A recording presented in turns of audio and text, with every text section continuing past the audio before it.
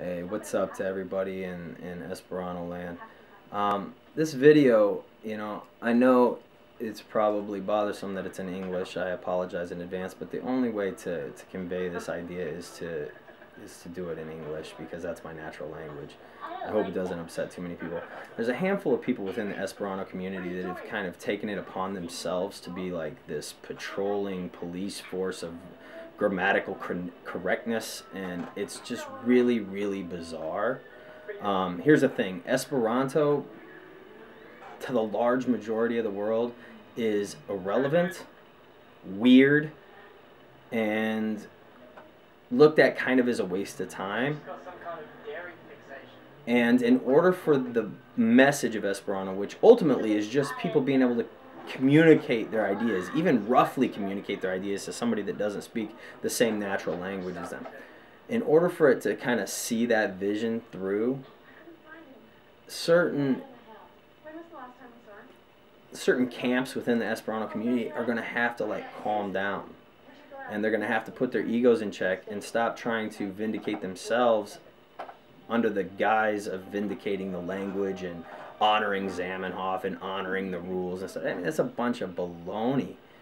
The idea that you're honoring Zamenhof by making people unwelcome or feel unwelcome, it is completely contradictory. It flies in the face of what the language was created for.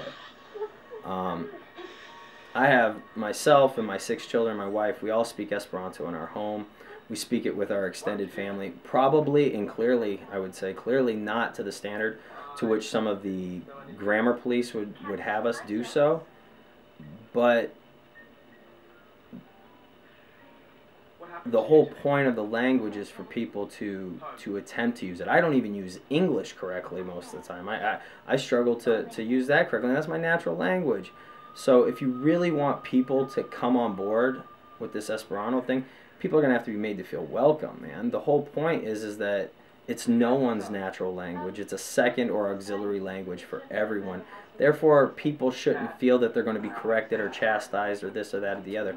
And to be honest, most of the time when I see the corrections being made, it's clear that you do understand what they're trying to say, but because you found some imperfection, the fact that it was a human that wrote it, there's going to be imperfections. The fact that you found an imperfection in the way they wrote their ideas is more important to you than the thing that they were trying to communicate. And so what ends up happening is it's a bunch of Esperantists sitting around talking about Esperanto, and that's honestly boring.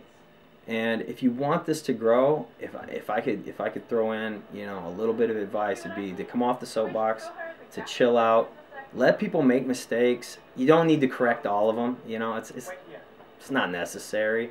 Most people don't want you to. If people ask for a critique, throw a critique out there or whatever. But to write an essay on why somebody used a transitive verb as an intransitive verb or something like that, it's just, come on, man. And it's time in and time out and time in and time out. And it's really going to make most people that even attempt to learn the language decide, nah, forget it. So, just saying, a little bit of advice, might want to do that.